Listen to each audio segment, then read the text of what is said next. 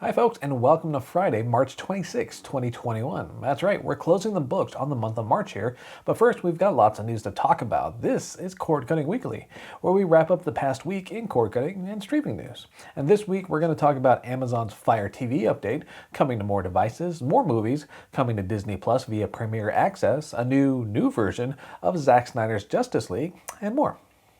But first, of course, please do consider clicking those like and subscribe buttons down below. They really do help us out tremendously, and it helps spread the word about our channel to even more folks, and the more the merrier, so we'd love it if you joined. And with all that being said, it's time for some news, and we're starting with Amazon's Fire TV. Amazon's updated Fire TV experience is officially rolling out to more devices this week. The software update first appeared on the company's third-gen Fire TV Stick and the similar Fire TV Stick Lite back in December. At the time, we were told the new experience would be coming to other devices in the Fire TV lineup sometime in the future, and apparently that future starts in late March 2021.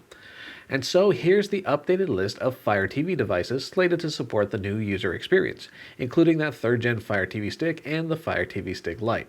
And in case you're wondering when the update will reach second-gen Fire TV Sticks and Fire TV Smart TVs, we're told that will happen later this year. The updated software includes a significantly revamped home screen and improved search experience. There's also more room for customization and personalization. And if you're using one of the devices that was just added to the list, you can check out the video we published earlier in the year that walks you through the new update. You can find a link to that in the video description down below. In other Fire TV news, last week we reported on recent filings at the FCC and similar agencies in other countries that pointed to a new, updated Fire TV remote control. Fast forward to this week, and sure enough, Amazon is now officially offering the new remote. It goes by the name Alexa Voice Remote, and the most obvious change is the addition of 4 hotkeys dedicated to specific streaming devices. Those 4 buttons enable direct access to Prime Video, Netflix, Disney Plus, and Hulu. It's compatible with several current Fire TV device models, but you'll want to check the official product page for the full rundown on compatibility.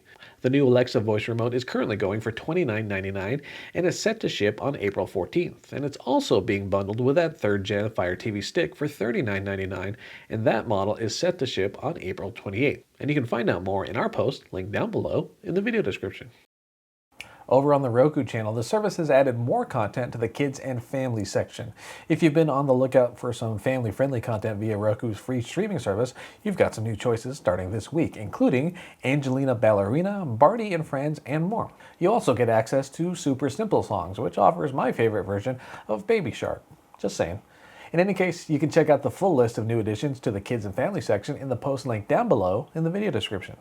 In over-the-air news, we've got a couple new markets to add to the list of areas supporting ATSC 3.0 or Next Gen TV. This week, Buffalo, New York and Syracuse, New York were both added to the list of supported markets for the Next Gen over-the-air standard. In Buffalo, 5 local stations are now broadcasting on the new standard, including WKBW, WUTV, WIVB, WGRZ, and WNYO-TV. Meanwhile, over in Syracuse, WSYR, WTVH, and WSTM are now available via the new standard. In all, those additions mark the 24th and 25th new markets to add ATSC 3.0 support, and you can see a full list of areas covered so far in the post link down below in the video description. Over on Discovery Plus, the new streaming service has announced a new deal with All3Media International that will bring in more than 250 hours of non-scripted content, and that deal includes full seasons of several shows, including Race Across the World, Naked Attraction, and The Undateables. The deal also includes content from Chef Gordon Ramsay, including Kitchen Nightmares and documentaries like Gordon Ramsay Behind Bars and Gordon Ramsay Shark Bait. And yes, you can find out more about the list of incoming content at the post link down below in the video description. Meanwhile, another new service with a plus in its name also announced some new content coming to its lineup. This week, Paramount Plus added 90s-era Nickelodeon content to its library. The streaming service has been listing out its collection of 90s classics via Twitter this week, and while some cartoons and shows were already available for streaming on Paramount Plus, Nickelodeon is calling the current selection Nostalgia Overload. And you can check out a list of the shows mentioned so far in the post down below, and feel free to sound off in the comment section if any of those shows hold a special place in your heart. Or maybe there's a show you're still hoping makes it to streaming someday. Either way, let us know. In movie premiere news, this week Disney provided an update on scheduling for several highly anticipated titles. Among the films slated for release in the near future are Cruella and Black Widow, which will launch in theaters and on Disney Plus via Premier Access in several markets. Cruella is set for a May 28th debut in theaters and on the streaming service on the same day. Meanwhile, Black Widow will also get the same day Premier Access treatment when it premieres on July 9th. And here's a look at other titles getting updated release dates, including Free Guy on August 13th and Shang-Chi and the Legend of the Ten Rings on September 3rd. And yes, you can check out more details over at our post on cordcuttersnews.com. And as a quick reminder, today, March 26th, marks the start of updated pricing over on Disney+.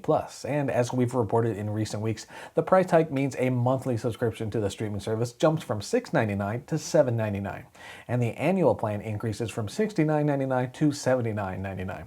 Meanwhile, pricing on that bundle that gets you Disney+, ESPN+, and the ad-supported tier of Hulu moves from $12.99 to $13.99 per month. Again, those changes go into effect today, so this is just a heads up. If you're on an annual plan, your rates should stay the same until that plan runs out, but for those of you on monthly plans, you'll likely see that increase a little sooner. In other Disney Plus news, the streaming service announced that its new Marvel show, The Falcon and the Winter Soldier, had the platform's most watched series premiere to date when it debuted on March 19th.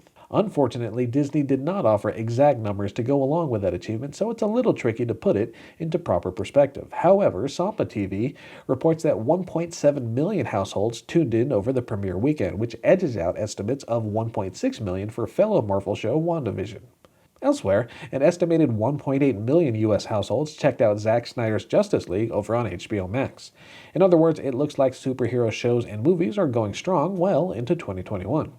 And speaking of Zack Snyder's Justice League, this week saw a newer version of the 4-hour cut of the movie. This new version is presented entirely in black and white and goes by the name Justice League Justice is Gray.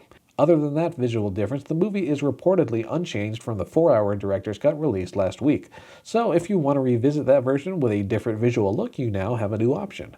Justice League Justice is Gray is now available on HBO Max. And so there you go. Those were the top headlines as we head toward the end of March 2021. And as always, thank you all for tuning in. And if you haven't done so already, we'd certainly appreciate it if you clicked on those like and subscribe buttons down below. On Wednesdays, you can catch Jess as she hosts our live Q&A sessions, and then on Thursdays, we dive deep into specific topics like hardware reviews, new streaming services, and more. This week's video focuses on the nonprofit streaming service, Locast. So in a nutshell, Locast takes your local over-the-air channels and makes them available via streaming. And as we'll see, it's not currently available in every US market, but the service is expanding at a considerable rate. And of course, there's Cord Cutting Weekly every Friday, where we wrap up the past week in cord cutting and streaming news. And again, thank you all for tuning in. My name is Philip Palermo.